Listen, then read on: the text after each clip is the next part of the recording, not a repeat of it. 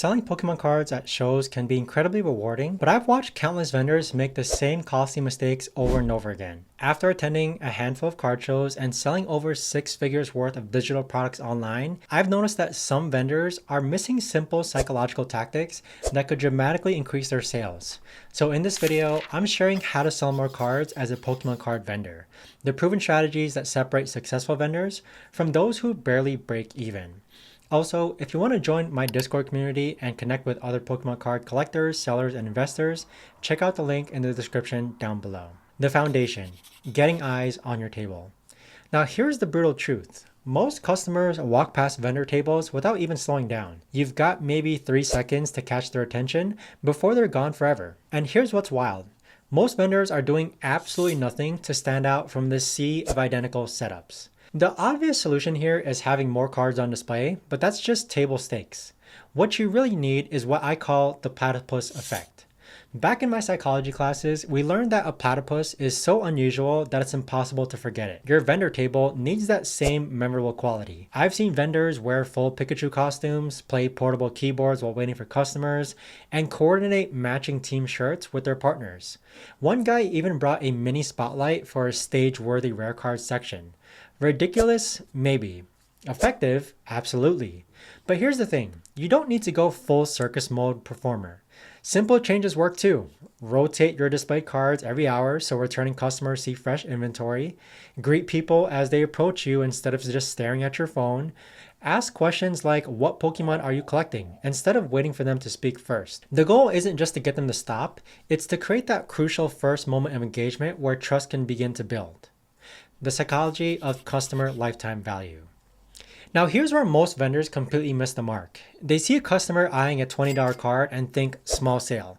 This is the wrong mindset entirely. That customer isn't a $20 transaction. That's potentially worth hundreds or even thousands of dollars across multiple card shows.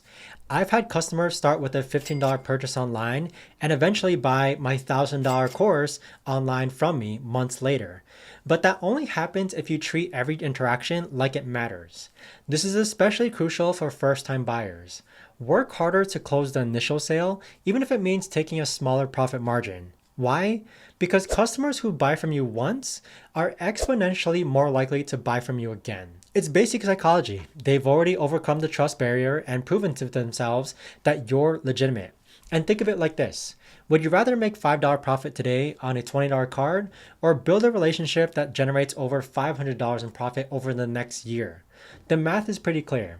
And here's a pro tip that most vendors ignore. Keep notes on your repeat customers. What do they collect? What's their budget range? When someone remembers that you're hunting for Charizards, that's relationship gold right there. Just like how you learn the Pokemon card market, you should also learn what repeat customers collect. The power of reciprocity.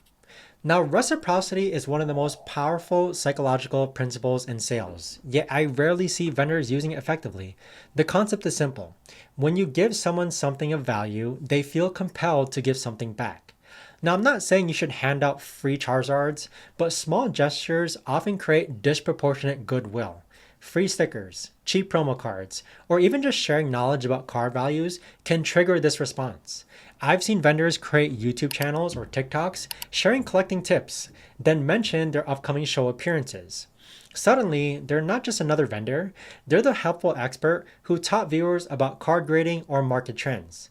When those viewers see them at shows, there's already a relationship foundation. At the table level, try this.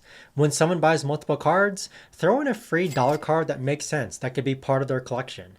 When a kid is looking at cards but clearly doesn't have much money, give them a card for free that they're excited about. Their parents will remember that, and kids have a way of dragging parents back to vendors that they like. The key is making these gestures feel genuine and make it make sense and not calculated. People can smell fake generosity from a mile away, and it backfires spectacularly. Creating urgency without being pushy. Urgency is like a double-edged sword in sales. Use it wrong and you'll come across as a sleazy card salesman. Use it right and you'll help indecisive customers make purchases they'll be happy about. The trick is timing. Don't lead with urgency, that's amateur. Instead, use it when someone is clearly interested but hesitating. They've been holding the card for 5 minutes, asking detailed questions, but can't quite pull the trigger. That's when you say something like, I can hold this for you for about an hour while you look around, but after that, it's fair game. Or you can say something like, you're actually the third person who's looked at this card today. It's been pretty popular. Notice the difference? You're not pressuring them to buy immediately. You're giving them information that helps them make a decision. And there's a subtle but crucial distinction there. Another effective approach, I honestly don't expect this card to last the whole show. Cards in this condition at this price tend to move pretty quickly. You're not threatening them, you're just sharing market insight based on your experience with vending. And the goal is to help genuinely interested customers overcome analysis paralysis, not to trick people into buying cards that they don't want.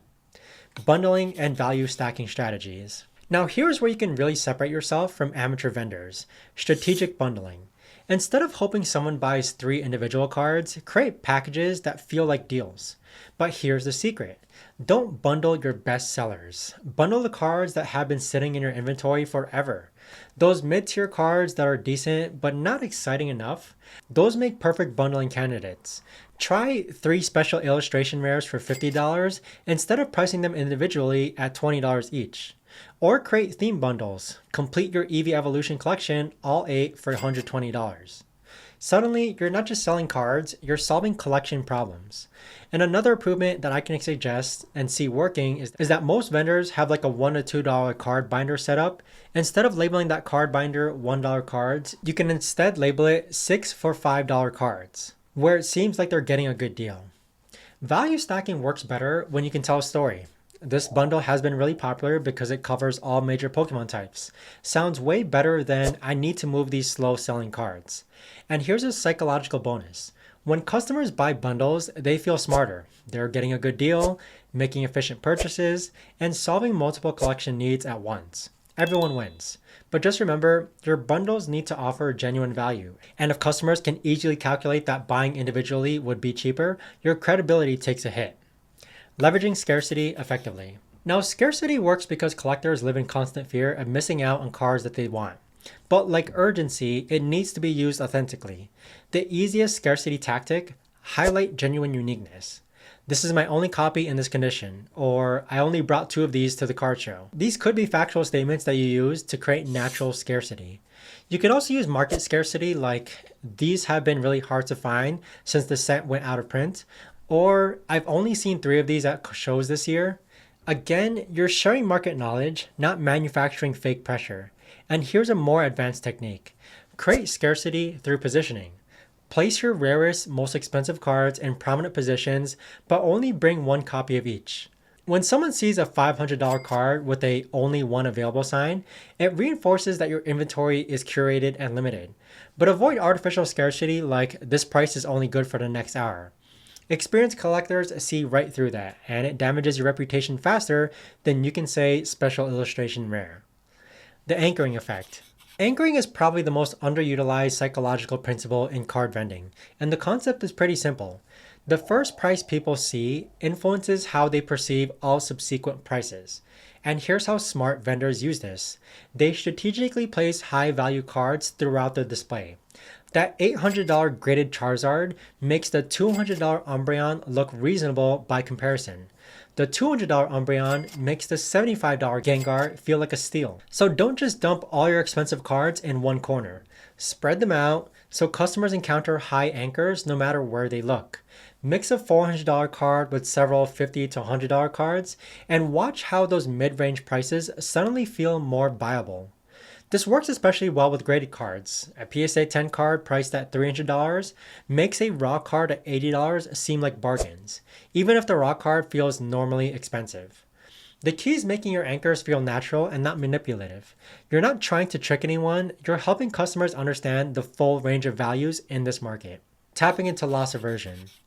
Loss aversion is the psychological principle that people hate losing something more than they enjoy gaining something equivalent. In card collecting, this translates to FOMO, or fear of missing out. The most effective way to trigger loss aversion, it's social proof combined with market trends. Someone else was just looking at this binder, or this card has been climbing up in price every month. This taps into that fear of missing out. But here's the sophisticated approach. Use loss aversion to highlight opportunity costs. Cards like this were half the price 6 months ago, or I wish I'd bought more of these when they were cheaper. This positions the current purchase as avoiding future regret. You can also use competitive loss aversion. The last show I was at, someone bought 5 of these because they expected the prices to keep climbing. Now, the customer isn't just buying a card, they're avoiding the regret of missing out on a smart investment. The trick is being subtle. Heavy-handed FOMO tactics feel manipulative and push customers away, while light touches that acknowledge market realities feel helpful and informative. The foot in the door technique. Now, this classic sales principle is perfect for card vending, getting customers to make any purchase, no matter how small, and they're more likely to make larger purchases possibly later. This is why having low-end inventory isn't just about serving budget customers, it's about creating an entry point for bigger spenders. That $3 card purchase creates a psychological commitment. The customer has now identified themselves as someone who buys from you. But here's the advanced version. Use small purchases to gather information. When someone buys a $5 card, ask what else they're collecting. Take notes. I can't stress that enough. Remember their interests. Now you've turned a tiny transaction into market research for future sales. This technique also works with single transactions. Start with smaller cards to build momentum, then introduce higher value options. Since you like that Pikachu, you might be interested in this special illustration version. Building genuine relationships. Now here's what separates professional vendors from weekend hobbyists. They understand that card vending is a relationship business disguised as a retail business. Now, every interaction is an opportunity to build a connection and ask customers about their collections, ask about their favorite Pokemon, ask how long they've been collecting. Remember details from previous conversations. Show genuine interest in their collecting journey. But here's the crucial part. This can't be fake, okay?